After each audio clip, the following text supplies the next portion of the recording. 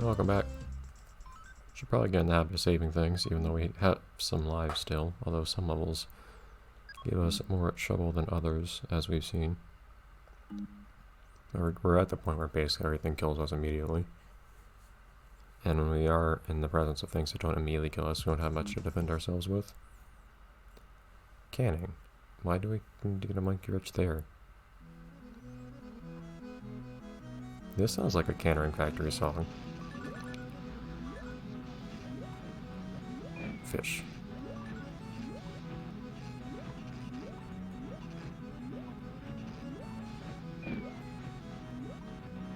Okay, it's interesting how many spatulas we have here. That's already also fifth level done for us, apparently, by spatula standards.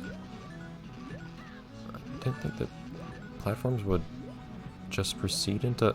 Okay, if the platforms are going to recede like that, they need to recede into a wall. Oops. You don't have the most room sometimes for jumping on things. It is nice that you can actually recover all of your lost spatulas when you take damage in this game. Okay, come on now.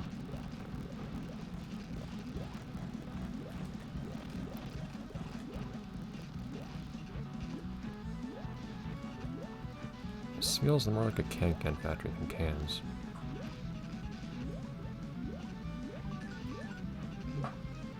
Some platforms? Right? They presumably do something for me. Did I jump through them? Oh, I see hazard symbol around it, or caution colors. Think to myself, maybe I should stay away from this or something, but apparently that's not what I need to do. That's how video games are.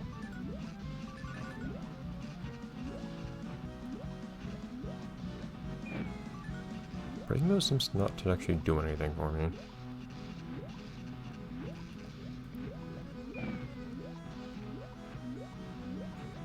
How are fish all up in here too? Anything fun down here? There's some stuff down there. I don't know if it's stuff I want. I think it's progression. I don't know if I want that actually. I do want underwear, so I'll take this.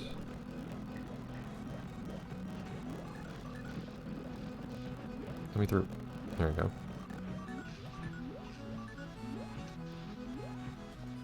Well, I can just ignore those platforms. Those I cannot break. That's just a wall, apparently.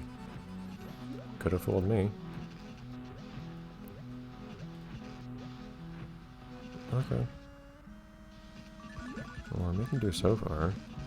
This place is oddly not malicious towards us so far. I mean, they're the big meat grinders that are for some reason in a canning factory. Well, I guess for whatever it is they're canning. Well, yeah, fish. Which makes me wonder what this pink-orange sludges that we're walking in actually, now that I think about it. But the concerns about that aside, this place seems pretty benign. Which is strange. Okay. Thank you for making me risk my life for one spatula.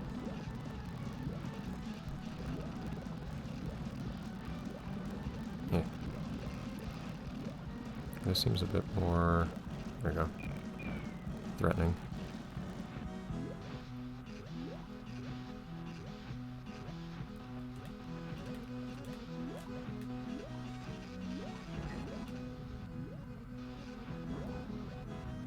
Okay, last time I thought something was going to push me upwards, it just hurt me instead.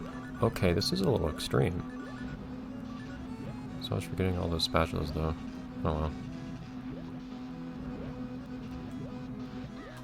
What? That makes no sense. That makes more sense.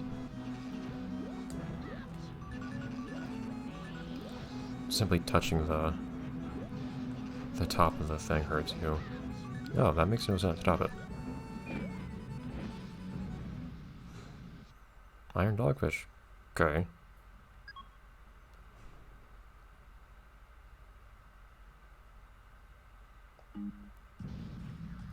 Thanks.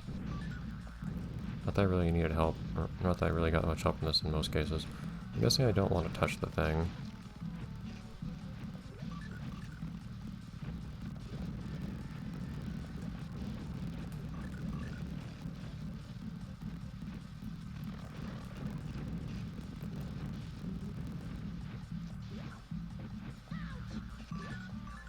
Okay, so looks like I can kind of stun it that way? Okay. It'd be nice if it even made sounds when I hurt it or anything. Oh, of course, it has lasers. Why wouldn't it? Also, I don't have a good way of getting back up after hitting it. I did have a feeling that trying to save all those badges would be for nothing since we had a boss up in this later portion of the level. This is odd. And I get the impression this is the final boss or something, since we're seemingly... I figured this would be the final chapter at least. Though we don't really have a, much in the way of a plot yet, so I may be wrong. Or we have anything reflecting a climax. Not that this game necessarily has one. Okay, I had to run to a canning factory and beat up a dog for a wrench. Well, celebration time is over. Now back to Bikini Bottom to add the finishing touches to my birthday surprise. Alright. Sounds like that was game over dialogue. Anybody around here need a TV fix? I seriously forgot that this whole thing was for Patrick. When he was asking if they forgot his birthday, I honestly had. I'm sorry, Patrick. Nope, just force that there, hit that, twist that, put that there. Congratulations, Spongy Blob. You earned this. Patrick is lucky to have a friend like you. Gee, thanks. Well, I've learned today that friendship is something that is priceless. SB is not such a bad sponge after all.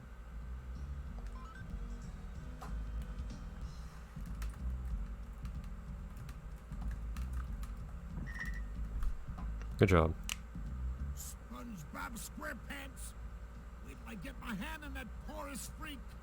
Jeez, that's the most mean-spirited thing I've heard him say. Apparently I can save now. Why not? Nothing could ever come from that I would dislike.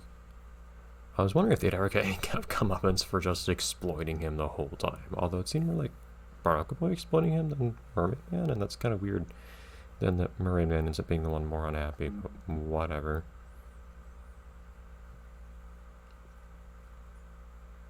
Happy birthday, Patrick, from all your friends in Bikini Bottom.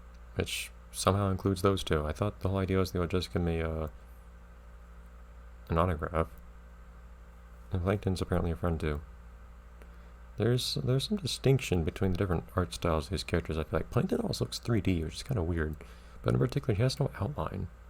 Gary really looks like he was actually just turned to a 2D sprite from a 3D animation, which is even more odd. But then Mermaid Man and Barnacle Boy look like a totally different art style than Sandy. Maybe Sandy, or at least Squidward. Some characters are just stock art, like Patrick or Krabs. Patrick, more than anything, is animated stock art. I think he's going between two stock images, actually. Today's my birthday? Oh, I thought I was born a long time ago in a hospital. Thanks for the signed photo of my favorite superheroes anyhow. This is the best birthday ever! Do you not care about actually getting to see them in person? Happy birthday! Happy birthday! Yeah. Happy birthday! Meow, meow, meow, meow. Happy birthday! Okay, it's kind of weird that he's actually a participant, but whatever. Happy birthday! Thank you. Happy birthday! Happy birthday! Happy birthday! Stand still while I take your picture. It sounds kind of threatening, but okay. You're not standing still. There you go.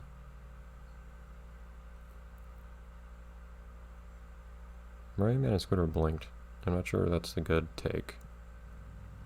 And credits. This was an odd game. Every now and then you see one title or another that's just kind of like something's kind of missing in a weird way. The biggest case for me was, what was it, Hot Wheels The one on the Game Boy, what was it? I don't even remember. All Out, I think it was called? Or that just wasn't music, for instance, and some other weird stuff like that. This game wasn't that extreme or anything. But... thanks indeed.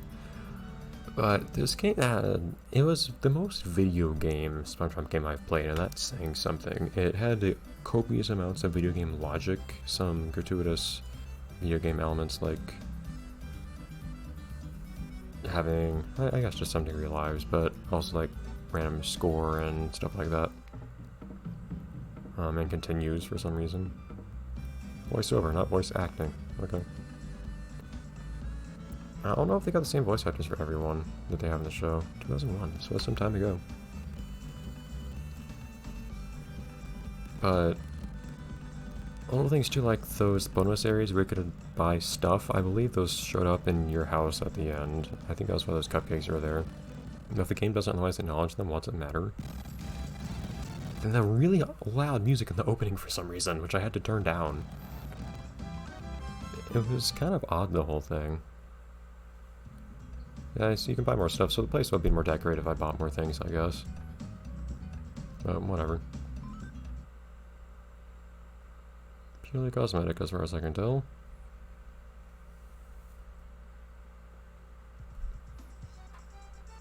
And from a plot perspective, I figured we'd at least have something like, I don't know, some kind of... not that I play a SpongeBob game for the plot or anything, but I figured we'd have something more like, I don't know, progression? It's just, you're told to do a thing, then you do it. Then you're told to do a thing, then you do it. And then you're done. Which is kind of weird. It doesn't feel very gratifying, I guess is what I'd say. I mix that with the weird things like you're going to the past now. Also, that's no big deal. And also, other people are still here for some reason. It's... and also, you have to go to these weird places, get these totally mundane items. It just feels like another reality entirely. Even compared to actual SpongeBob, or even other SpongeBob games. Which left a weird taste in my mouth. Gameplay-wise, it was mostly fine, I guess. It was fairly inoffensive aside from that coral blower. Which... I think you could already see why it was a terrible thing to play with. Otherwise, I found some of the enemies kind of annoying, but oh well, whatever. I guess I got through it all.